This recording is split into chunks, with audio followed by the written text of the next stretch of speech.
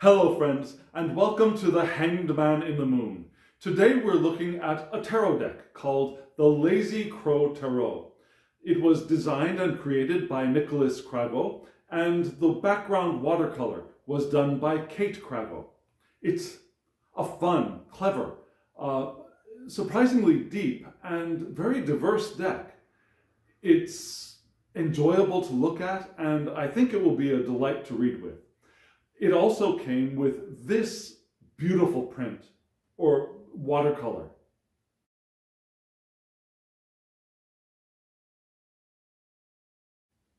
And it also came with this small black and white print of my favorite card in the deck, the Hanged Man.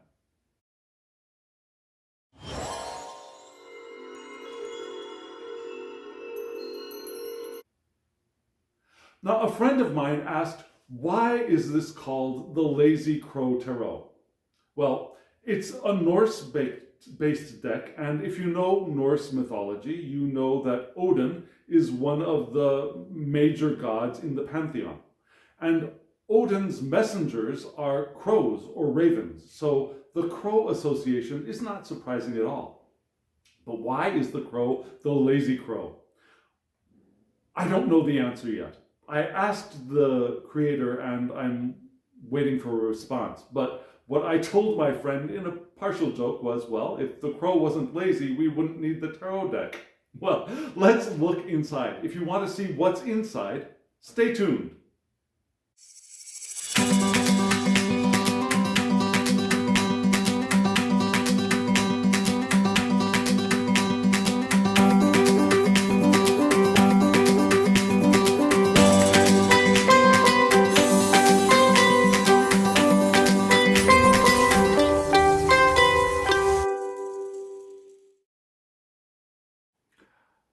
We're all ready to dive right into the deck.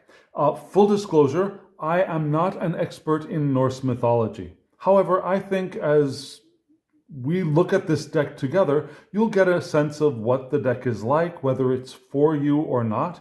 And if you want to order it, the deck, I'm told, is going to be released on the creator's Etsy shop soon. So perhaps this will help you decide whether you want the deck or not.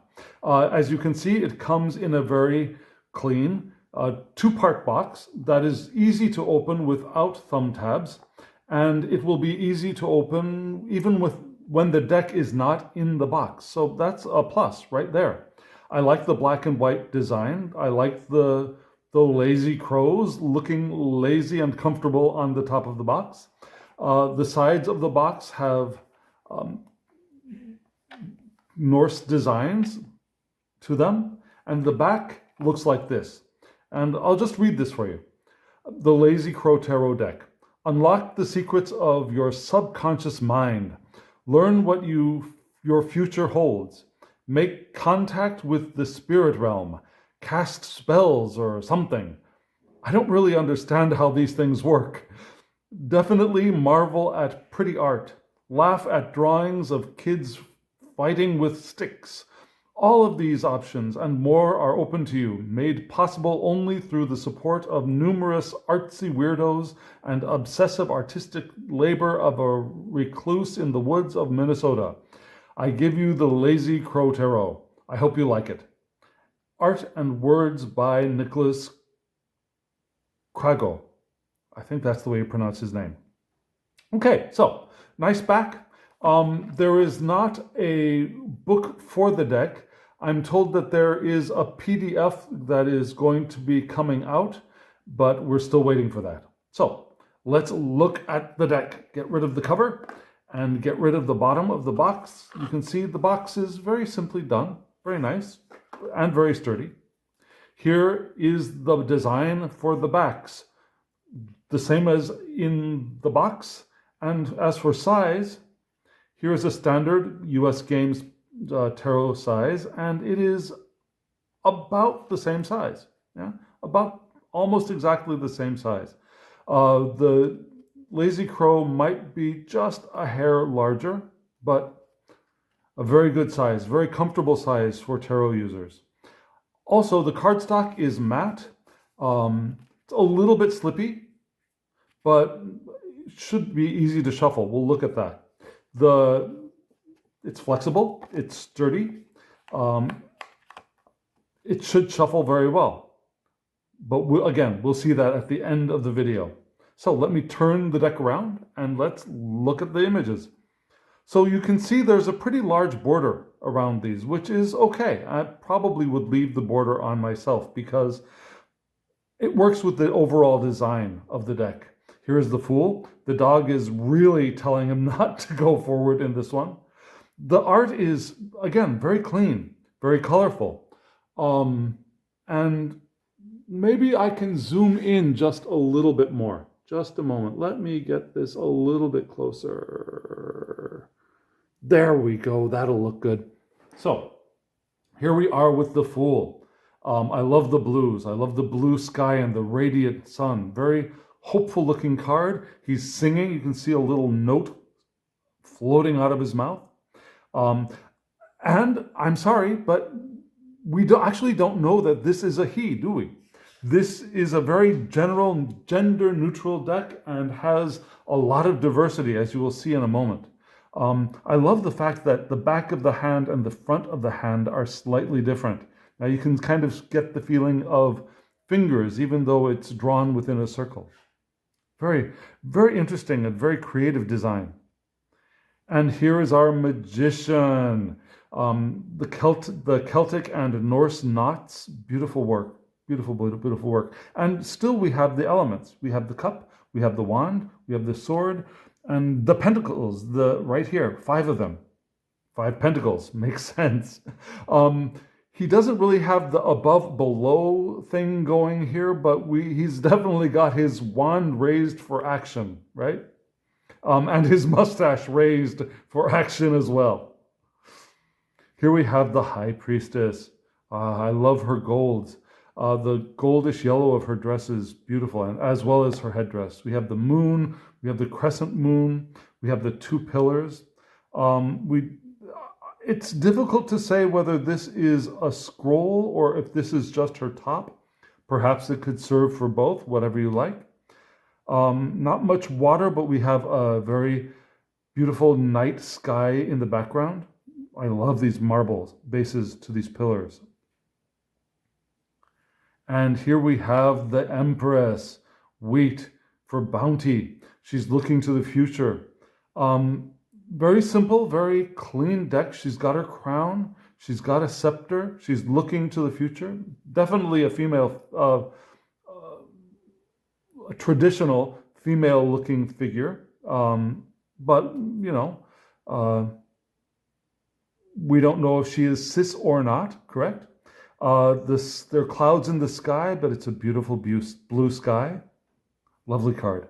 And let's see how the Empress, the Empress and the Emperor match up nicely. I like that in the deck.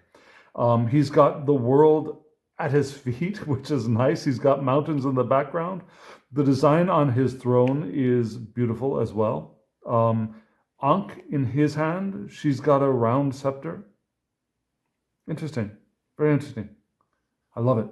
The Hierophant, no acolytes, but the Hierophant does have a book above, 2 keys below. The cross has the correct number of bars, though they're positioned a little bit differently. Very lovely colored Hierophant. And you can see, not a white guy.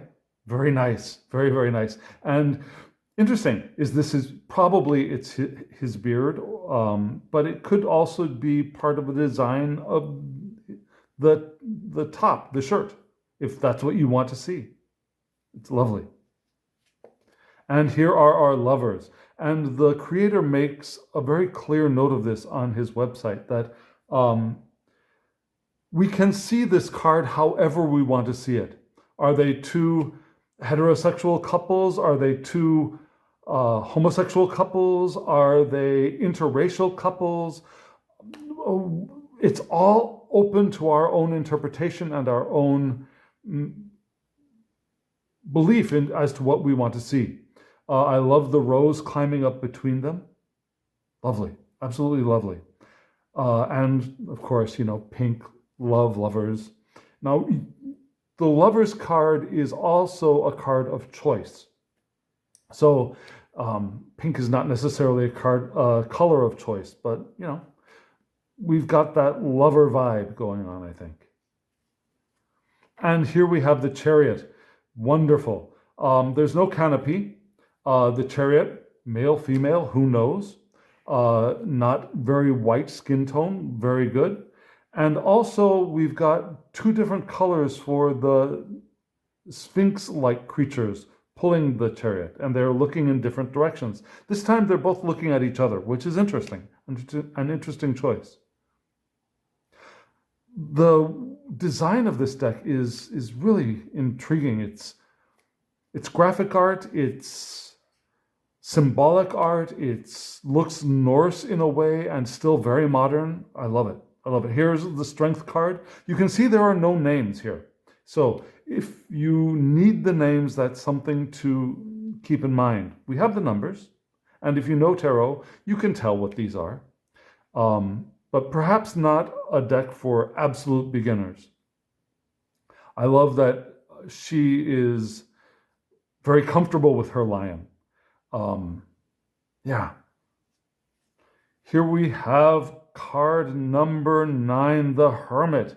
I love that even though you don't see a star inside, you see this, I forget the name of this design of 3 spirals moving out. There's a name for that, and I'll put the name down here in the image. But I love this Hermit looking forward. Sometimes the Hermit looks to the left, which we think of as often the past. This Hermit is looking forward, but has the light of the lantern and the staff and the mountains and a cliff and seeing alone in the dark. I like that. I like that a lot. And the world. Okay, we only have 2 creatures here. We've got a dragon and a lion, but we have the triple, the Norse and Celtic symbol of 3 here, which is interesting. And is also, for any people who also are interested in Korea, the colors are different, but that when we have that 2 spirals, that yin-yang, the yang symbol, that we're mostly comfortable with recognizing, there's also the 3 spiral, which is here in the Norse images, but is also in Korea. Interesting. I like that. And here we have we don't have justice. We have, oh yes, that is justice. Okay, so the 11 is written differently here. Now the X is above the 1. It threw me for just a moment. Justice, male, female, who knows? Is that Justice's hair, or is that a dark celestial orb walking on a tightrope, which is interesting? We've got the sword pointing up. We've got 2 pillars. Interesting. Beautiful. Again, these colors are lovely. Okay, my favorite card, the Hanged Man. You can see that this Hanged Man is a little bit different from the black and white image. Yeah. The Hanged Man, the number for the Hanged Man here is below his head, whereas the black and white image had the number below his feet, which is very interesting. So, Hanged Man, leaves blowing in the wind is an interesting touch. What do you think? Does he look comfortable? Does he or she look happy here in this pose? Or is he or she here against their will? What do you think? And here we have card 13, Death. We have 2 rose bushes, white rose bushes, reflecting the white rose on the traditional banner of the Death card, and the sickle crossed over. Very interesting. Very interesting. And again, no title, so card 13. If you like calling it card 13, go for it. Here we have 14, Temperance, yeah? The liquid going between the 2 cups. The angel wings, we have land and water on both sides. Very traditional nods to traditional Rider-Waite. And here we have the devil with the two creatures. Looks like a keyhole here between the devil's legs, which is interesting. Don't see any chains, but there is a mirroring of horns on these two creatures, horns on the devil. The color of the beard and the color of the creatures is not exactly the same, but they are in the same spectrum. Very interesting. Very interesting. Okay, so the tower. Nobody's falling out yet. But we have a royal figure there. Instead of the crown being on top, we have the crown on the head of the royal figure, and lightning is coming down and cracking the tower. Bricks or whatever is the tower is constructed of are falling off, ready to tumble. But that moment before things do completely fall apart. Notice how the lightning is not one color. Now we have blue and white in different portions of the lightning bolts, which adds so much interest to the design of these cards. Here we have the star, water going at land and water. Yeah, she's got 1 foot on land, 1 foot apparently in water. The stars above, more in a starry night. Lovely. And here we have the moon. Yeah, traditional, 2 dogs, 2 towers, water, no crustacean, which is interesting. No face in the moon either. So it's very stripped down, but most of the basic elements are there. The things that we probably need. Is one of these an active and a passive, a wild or a domestic? We have the pairing of differences. The sun card. We have a baby on a horse. I like babies on horses. I hope you do too. It doesn't bother me. It doesn't bother me. I mean, if we're cool with a devil sitting with 2 people chained to him, a baby on a horse, looks very happy to me. Sunflowers, they look like they're kind of dancing there around the baby on the horse. Moving forward, the sun's shining brightly. Here we go, the sun. And here we go with judgment. We have 3 figures, perhaps rising from the tomb. These 2 figures don't look so happy. They've got their hands in their heads. That's interesting. This figure looks ready for the call. We have the celestial figure blowing the horn, waking everybody up, but we have lightning, which is not very common. It's interesting. I wonder why the creator put lightning here. We don't have a book to see the answer to that. But that's an interesting choice. Very interesting choice. And a structural figure here behind the celestial figure. Interesting. Okay, here we have the world, and she, instead of the traditional shape of the laurels here, we have a lemniscate with a very Norse-looking dragon. Instead of perhaps the 4 signs from the zodiac or the 4 cherubim from Ezekiel, we have the 4 elements. Yeah, and the ordering of the elements is a little bit interesting. I would have put the pentacles below, closer to earth, and perhaps over here, and switched out the sword for up here. That's not my choice, it's the creator's choice. It's interesting that the figure here of the world is coming through the lemniscate. Yeah, you can see her legs down here.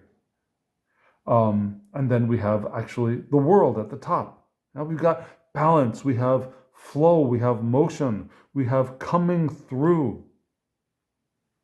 Many things to read in this very simple looking card. Okay, the ace. Here we go with the Ace of Cups. Instead of a fish, we've got a bird. Well, I'm sorry. I'm thinking of the page. We usually have a bird, but this bird is here in a bird bath instead of flying above. And this, which is usually above, sort of like a Eucharistic chalice, is here below. But we have the flow of the water. And it's a very blue card. And you can see that we're not going to maintain background colors. So here we have the Two of Cups, which is also a lover relationship card. We have two snakes tied together, in perhaps union. We have an angel lion above, and we have two figures raising their cups to each other. Lovely. And here we have the Three of Cups. Three of Cups. Each of the perhaps women is in a different colored dress. Yeah, they all have and each of them is perhaps different colored skinned as well. We have blonde, we have a black, and a brunette haired person. So you can see that they each have their own different vibe or energy or characteristics that they're bringing to this communion. We have the moon above and the pumpkins below, which is interesting. Okay, I'm saying interesting a lot today, aren't I? Here we have the Four of Cups. One of them is overturned. One eye open, one eye closed, which is something that is not common. But we have the hand reaching out from beside. Is it from a cloud? We don't know. Holding a cup. Looks like this guy has a bead on this cup though. So maybe a little less disappointed than some other cards may look. Here we have the Five. Oh no, he almost stepped in the wine that was spilled. We have the bridge, we've got the castle in the background, we've got two up, two cups down. Interesting. He really looks like he's saying, oh my God, I almost got my shoe stained, doesn't he? Here we have the Six. Okay, very, very nostalgic looking card. We have flowers in cups. We have two children appreciating the cups, but perhaps also bowing to each other, which would be another way to look at this. Recognizing the spirit within the other here as well. Interesting. I like that the flowers are all different colors too. And we have the house in the background. And here we have the Seven of Cups, and he looks a little bit confused. Which one should I pick? And we've got the snake, we've got the dragon, we've got, this looks like jewels, we've got a cloud, this could be an angel, we've got the house.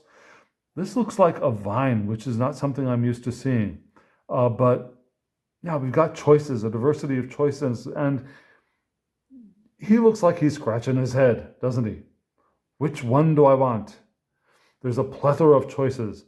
And here we have the Eight of Cups, and he is moving on. He's got a beard, so perhaps a he. He's got a pack that he's carrying with him. But not as dark a card as some Eight of Cups are. Some Eight of Cups are. You can see the sky is lighter on this side. This figure is moving towards the light, even though this figure is moving up a mountain. Yeah, the progress is not easy, but moving towards the light. And darkness, more dark on this side, but not that black, gray, cloudy kind of darkness. There's a warm glow, a rich glow to this sky here. Okay, here we have the Nine of Cups, and he is very happy. He looks, thumbs up. This is where I want to be. Sitting on a stool, very portly gentleman with the 9 cups behind, very common image, but the color scheme being different is refreshing.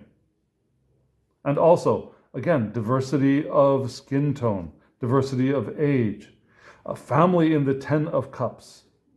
Yeah, rainbow, very clear rainbow, cups above, house in the background, or the people staring at the house, rays of sunshine. This figure could be male, could be female, who knows? Very, very interesting family unit that we can read whatever we want to read into it, which is, I think, the point of this deck. And here we have the page. Now, the pages have feathers at the bottom. Page of Cups. Looking at and happily surprised at the fish coming out of the cup. Here we have the Knight of Cups with the rose in the mouth and riding forward. Even the horse has a rose in the mouth. That's nice. Let's get a little romance for the horse as well. Here we have the Queen of Cups, and she is in a wheelchair. Love that. Love that. With fish. A fishy wheelchair. So that element of intuition. Her cup is closed, however, which is traditional. And a young queen, but that's cool, like that. So we have some other abilities here as well. And the King of Cups. Cup is open, two fish leaping. The water's a little bit choppy, but not too choppy. He's sitting there in the middle of the ocean on his throne. You've got a little, looks like maybe a conch shell. It's difficult to tell, but some kind of, looks like sea life reminiscent necklace here. He does look older than the queen, which I don't know. I prefer having the king and the queen similar ages, but of course, don't necessarily need to be images from the same time. I mean, this could be the queen when the queen was young, and this could be the king 20 or 30 years later when the king has actually established the reign, the power of the king. Now, these don't have to be at the shots at the same point in time, right? You can think of it that way as well. Here is the Ace of Wands. This disc is interesting. We've got a little stream flowing out of the mountains. We've got a little leaf off of this very well carved looking wand. Less than natural looking wand, but still there's a leaf sprouting out of it. And here we have the Two of Wands. Looking out from the structure, knotted hair is nice. Two wands. We don't see a globe in this one, but that's not necessary. Looking out over the landscape, and what do I want? What do I want to choose? What do I want to create? And here we have the Three of Wands. We don't see the ships, but maybe he is seeing the ships, or she is seeing the ships out there in the future, coming towards them. 1 foot up, 1 foot firmly planted on the ground. Watercolored backgrounds are beautiful, aren't they? And here we have the Four of Wands. You can choose. Are these two women? Is it a man and a woman? Are they two non-binary people? Your choice. But definitely a union here, a celebration of a union. We have the vines growing up in very Norse-looking knots. Lovely. It's interesting that these two banners are not connected, though. I wonder if that would mean something. Okay, the Five of Wands competition, and here he's coming in for the chop, the fatal, the winning blow, perhaps. But you can see that there is. It's interesting. They don't look like they look like they're working together in some ways. They look like they're testing things out. This figure looks like they're pointing above and saying, I'm not sure this is going to work in a way. This figure doesn't look entirely engaged. This figure doesn't look like they're actually fighting, but placing this rod against that rod. Is this rod being swung or being placed there? It's interesting. Is it competition? Is it perhaps figuring things out together even? There could be a very different interpretation of this card. Okay, the Six of Wands. Very successful looking card. Yeah, there is the laurel wreath, the knight riding in or to, probably returning from victory, a very victorious looking knight on a very victorious looking horse with a very victorious looking laurel on the wand. Okay, 7. This guy looks like he's ready to fight off the 6 other wands with his one wand there. And we can look at this, I think, in 2 ways. Now, the 7 of Wands, because we don't see any figures and because these are coming from below, this could also be read as internal struggle, internal conflict. It could be external as well, but it could also be internal. And I like that we maintain that possibility in this card with this deck. And that he looks very ready to whack away those 6 other wands. 8 of Wands. Now, what is this person doing? Sending them away? Telling them to wait just a minute. Don't you come and hit me down. Don't you come and knock me down. What's going on here? We don't usually see a figure in these cards, in this card. Interesting. Is he pointing them and sending them away, or are they coming flying at him? Interesting. Here we have the 9. And wow. This figure looks very well beaten. There's no blood in this one, which is nice. But yeah, we've got a missing leg, which is actually good, I think. Not everyone has all of their limbs. So it's good to see an otherly formed person, but still standing. Yeah, we've got a barricade of defense there, and this person looks like they've been through some stuff, but is still capable, still standing, which is wonderful to see. And here we have the 10. Wow. If it's a she looks very well burdened. Looks a bit like a child, doesn't it? A little bow in the hair up here makes me think child, but not necessarily. It's just me. But yeah, that's a lot of wands to be carrying. There's no structure in the figures facing us, so is the figure carrying the wands to us? We don't know that. But the path seems to have been a long one, because I don't see a source for those wands here in the horizon. Here we have the Page of Wands. It looks like the pages are going to be feminine or non-binary looking people. Looks feminine to me, but could be non-feminine to whoever. Here we have a wand. The page is not holding the wand, but looks like is appreciating the new sprouts off of the wand. And here we have the Knight of Wands. Wow, a lot of energy in this card. A lot of energy in the horse.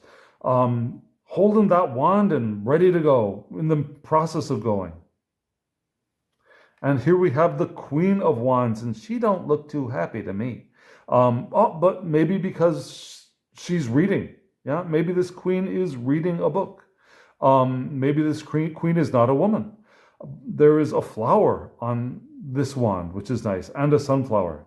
And the 2 lions or cat-like creatures forming the throne for the queen. Love that. Love that. Love the pyramids. And more pyramids for the king. And we don't have a salamander here, do we? We don't have that salamander, but we have a very interestingly braided beard. We have the rose is in greater flower, in greater bloom, the leaves have grown a little bit more for the king. The age could be a little bit more similar here. Interesting. Kind of missed the salamander, but as I said, some of the symbols have been stripped down for this deck. And here we have the Ace of Swords. We have the hand. Instead of a cloud, we have fire. The hand is reaching through the flames with a knotted, I thought it was a snake at first, but it's not a snake, a knotted vine around a crown. And we have the clouds parting. Lovely. And you can see the diversity of skin tones in this deck is wonderful. I love this Two of Swords, that this figure, this very feminine looking figure, is blindfolded and balanced, but is ready. It's ready for whatever's coming. Now we've got two different kinds of waves here. We've got the choices, we've got the differences, we've got balance, but we've got action here, not having so much trouble. She's balanced, and she's actively balanced, and I like that in this deck. And the Three of Swords, completely pierced heart in the body. Yeah, the rain is falling. Reminds us a little bit too much of the Ten of Swords, doesn't it? But yeah, Three of Swords. And here we have the Four of Swords, traditional knight on a bier, 3 swords above, 1 below. Very restful, but there's no stained glass window here. And here we have the Five of Swords, yeah? Defeated, but hasn't gotten up and walked away yet. Yeah, usually the other figures have already started walking away. This figure is still here. So is there a possibility of some relationship after this victory? I like that this figure is more of a womanly or feminine looking figure, and this is more of a male figure. I mean, feminism all the way, you know? we've got to see women victors more and more, and it's good to see this, that gender does not mean power. I like that. I like that a lot. Okay, so here we go. The Six of Swords. Interesting that the swords are not in the ship or the boat, but the swords are here on the bank. But the ship is moving forward. And it looks to me like the ship is going to be going this way. That's the way it looks to me, because there's choppy here and there's smooth sailing here. So it looks like this is part of a curve going this way, and then this way, and this way, and this way, and this way to the sun, but also to a waterfall, which is, I don't know.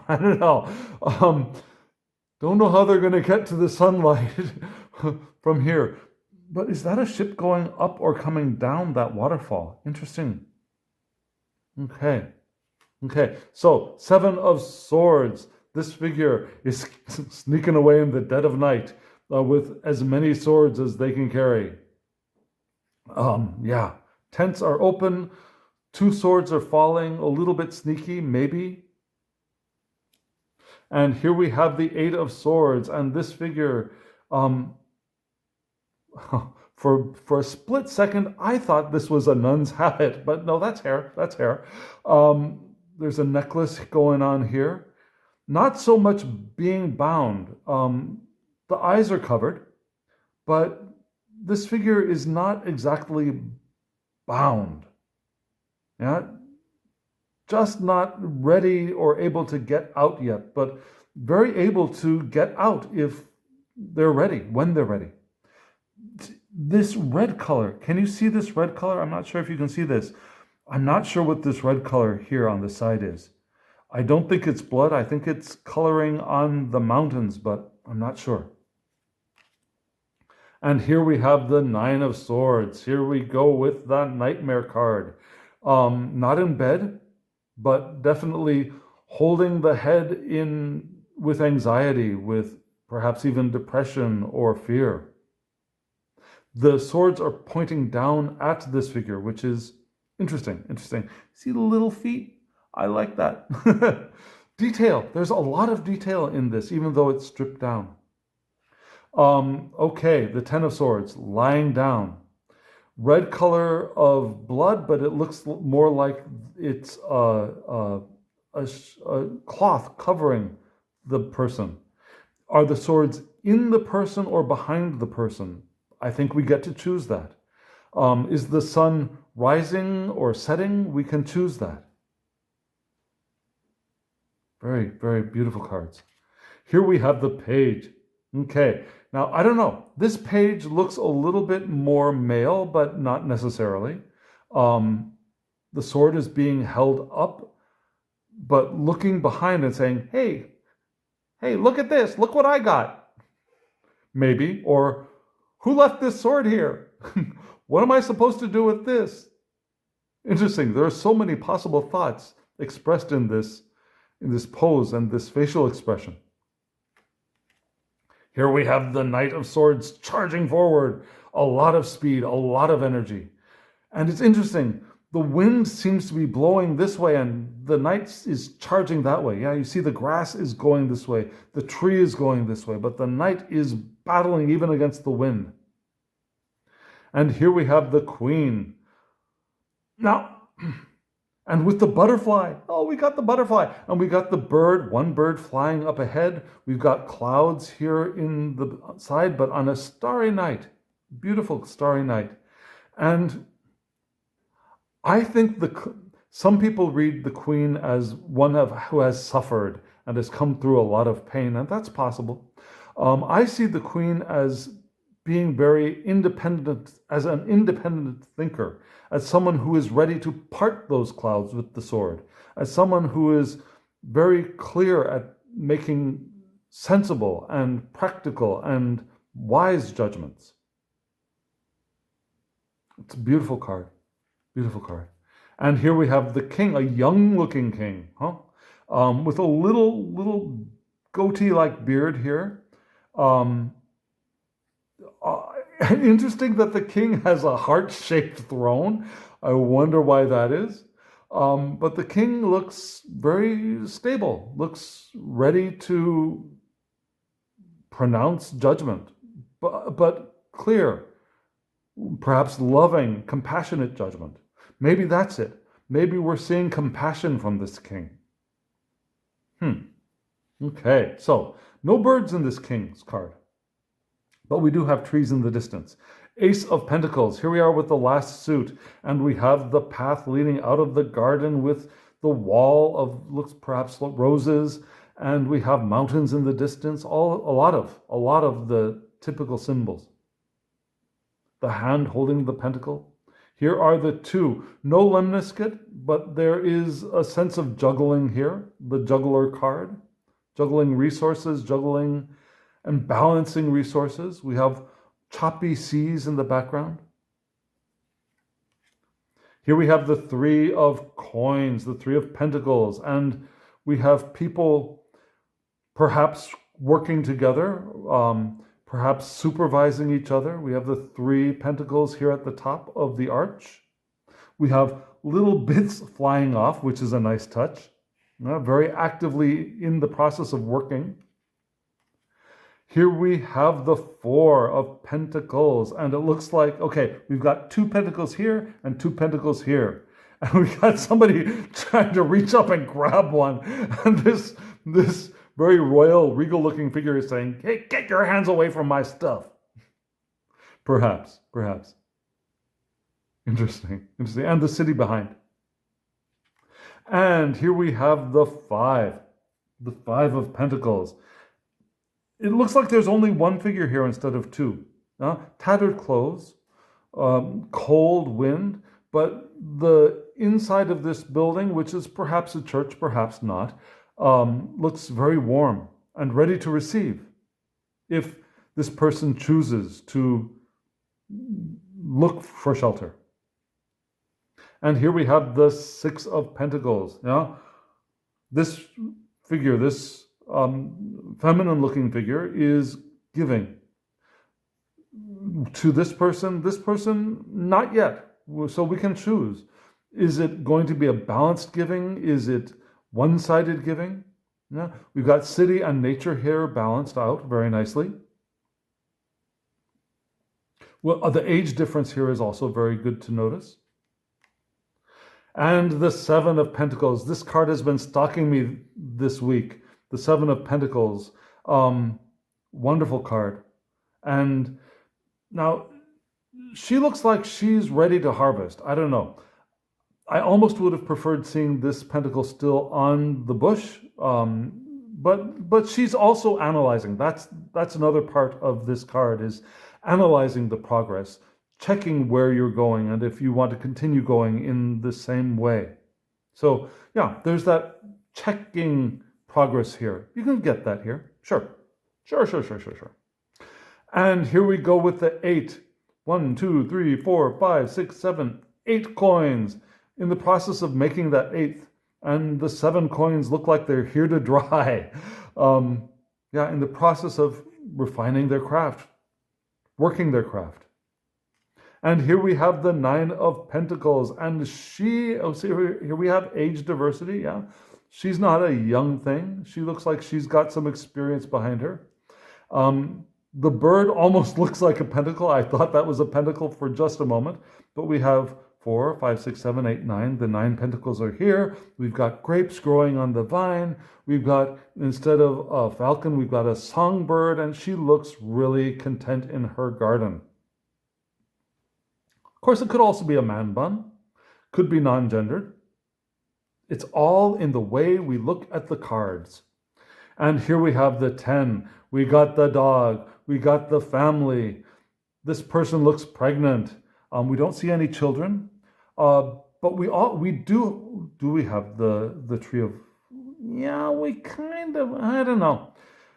It's not really a tree of life formation for the pentacles here.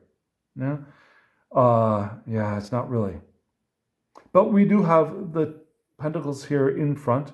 We have, now the castle here is in a banner. Now, we don't see an extra arch out here, but we do have buildings in the back. And a tree, which is new. Love this card. And let's see what the page looks like. Okay, so this page looks more male. So you can choose. Are we going to have 2 male pages and 2 female pages? Your choice. This page is out here. There's not a second. Sometimes I might be confusing with Marseille. There's sometimes a second coin on the ground, but that's Marseille. I'm very sorry. I'm studying Marseille these days.